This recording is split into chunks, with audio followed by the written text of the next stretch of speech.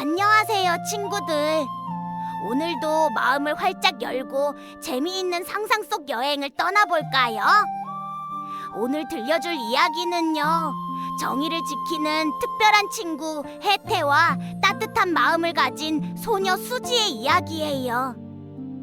하늘 위 저 멀리 생명의 탑을 지키는 혜태가 어느 날 아주 특별한 인연을 만나게 된답니다. 슬픈 눈빛을 가진 소녀 수지, 그리고 수지를 지키고 싶은 혜태의 마음. 두 친구는 과연 어떤 모험을 함께하게 될까요? 귀는 쫑긋, 마음은 활짝. 그럼 지금부터 혜태와 어린 소녀 수지 이야기 속으로 떠나볼까요? 아주 먼 옛날의 이야기예요. 저승을 다스리는 염라대왕의 궁전은 구름 너머 깊은 곳에 자리했고, 그곳에는 신비로운 탑이 하나 있었어요.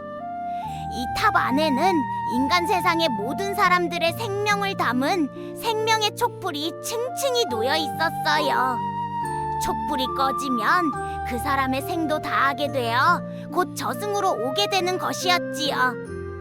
염라대왕은 이 생명의 탑을 관리하며 사람들의 죄를 심판했습니다. 염라대왕 곁에는 혜태라는 영물이 있었어요. 몸은 어린 호랑이 같고 등에는 반짝이는 비늘이 있으며 이마에는 2개의 뿔이 솟아 있었지요. 혜태는 정의를 분별하는 능력과 물을 다루는 힘, 그리고 무언가를 지키고 보호하는 능력을 지닌 신령스러운 존재였어요. 염라대왕은 혜태에게 말했습니다. 이곳 생명의 탑을 지켜라. 촛불 하나하나가 사람의 생명이니 절대 꺼뜨려서는 안 된다. 혜태는 고개를 끄덕였지만 조용한 탑 앞을 지키는 일은 호기심 많고 뛰어노는 걸 좋아하는 어린 혜태에게는 무척 어려운 일이었습니다. 며칠 몇 날이 지나자 혜태는 지루함을 견디지 못했습니다. 그러던 중 생명의 탑 앞 연못에 비친 인간 세상을 들여다보게 되었어요. 그곳에는 나무 아래 앉아있는 어린 소녀가 있었고, 소녀의 모습은 무척 슬퍼 보였어요. 오빠, 언제 돌아올까? 소녀의 이름은 수지였습니다. 수지는 어머니와 오빠 진우와 함께 살고 있었어요. 어느 날 진우는 궁궐의 악사로 뽑혀 떠나게 되었습니다. 수지야, 내가 궁궐에서 이름을 알리고 수지가 10밤만 자면 꼭 돌아올게. 그렇게 진우는 수지와 다시 만날 것을 약속하며 떠났지만 하룻밤, 이틀밤, 10밤이 지나고 수많은 밤이 지나도 돌아오지 않았습니다. 사람들은 말했어요. 궁궐에 들어간 사람은 쉽게 돌아올 수 없지. 그래도 수지는 매일매일 오빠를 기다렸어요. 혜태는 그런 수지의 외로운 마음이 연못을 넘어 전해지는 걸 느꼈습니다. 다음 날 혜태는 염라대왕의 명령을 어기고 지상으로 내려갔습니다. 숲에 숨어 조심스럽게 수지를 바라보았지요. 숲에 숨어있던 혜태를 발견한 수지는 처음엔 놀랐지만 자신을 보고 꼬리를 흔들며 다가오는 혜태의 모습에 마음을 놓고 조심스럽게 말을 걸었습니다. 너도 외로운 거니? 혜태는 말을 할 수 없었지만 눈빛과 움직임으로 마음을 전했어요.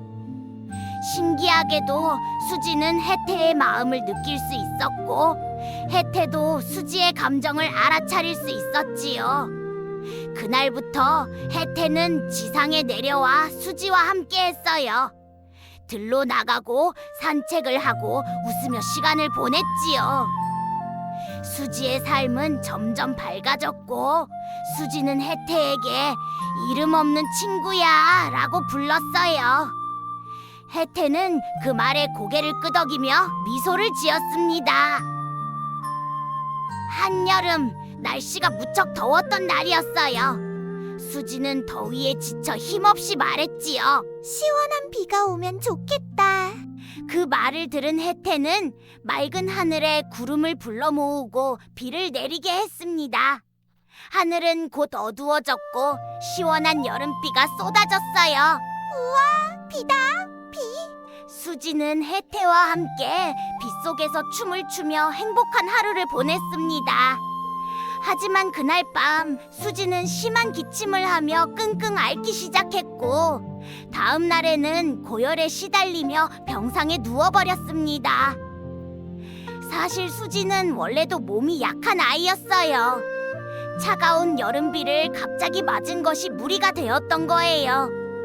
조금만 더 조심했더라면 좋았을 텐데. 혜태는 연못을 통해 그 모습을 보며 큰 충격을 받았습니다. 자신이 내린 비로 인해 수지가 아프게 되었다는 사실에 혜태는 가슴이 무너지는 듯한 아픔을 느꼈습니다. 혜태는 걱정이 많았어요. 하지만 생명의 탑도 지켜야 했지요. 그런데 그날 탑을 지키던 중 혜태는 작은 어둠이 탑 안으로 스며드는 것을 보았습니다. 급히 탑 안으로 뛰어들어갔지만 그 어둠은 사라져버렸고 혼란스러운 마음으로 주변을 살피다 그만 생명의 촛불 하나를 건드려 꺼뜨리고 말았어요. 그 불은 바로 수지의 것이었습니다. 염라대왕은 크게 노하여 혜태를 불렀습니다. 혜태야, 네가 맡은 임무를 저버렸을 뿐 아니라 생명의 불까지 꺼뜨렸으니 그 죄가 작지 않다. 혜태는 말없이 고개를 숙인 채 울고 있었습니다. 자신이 한 일이 얼마나 큰 잘못인지 알고 있었기 때문이지요. 그때 수지가 나타났습니다. 수지는 조용히 혜태 곁으로 다가와 혜태를 안아주고 염라대왕을 향해 말했습니다. 염라대왕님, 이름 없는 친구는 저를 위로해주고 웃게 해준 친구예요. 저는 오빠도 없이 엄마와 둘이 외로웠는데 이름 없는 친구가 와서 함께 놀아줘서 정말 행복했어요. 이름 없는 친구가 비를 내린 것도 저를 위해서였어요. 그러니 벌을 주지 말아주세요. 말을 마친 수지는 혜태의 머리를 조심스럽게 쓰다듬었고 혜태는 그 손길에 눈물을 흘리며 조용히 눈을 감았습니다. 두 존재의 마음은 말이 없어도 깊이 이어져 있었지요. 염라대왕은 그 모습을 한참 바라보다가 이윽고 무겁게 고개를 끄덕였습니다. 그대의 마음이 맑고 깊으니 나도 뜻을 바꾸겠다. 혜태는 비록 실수를 저질렀으나 그것이 순수한 마음에서 비롯되었음이 분명하구나. 그러니 혜태는 인간 세상의 수호령이 되고 수지는 새로 태어나 그 곁을 함께 하거라. 그리하여 두 친구는 다시 이어질 수 있게 되었고 이후 세상의 많은 사람들을 도우며 함께 살아가게 되었답니다. 그렇게 혜태와 수지는 다시 만날 수 있었어요. 실수도 있었고 눈물도 있었지만 서로를 향한 진심은 결국 모든 것을 바꿀 수 있었지요.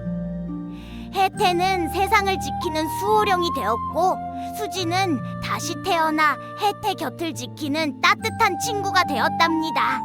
두 친구는 이제 사람들의 곁에서 조용히 하지만 누구보다 든든하게 우리 모두를 지켜주고 있어요. 그런데 여러분, 혹시 이런 말 들어본 적 있나요?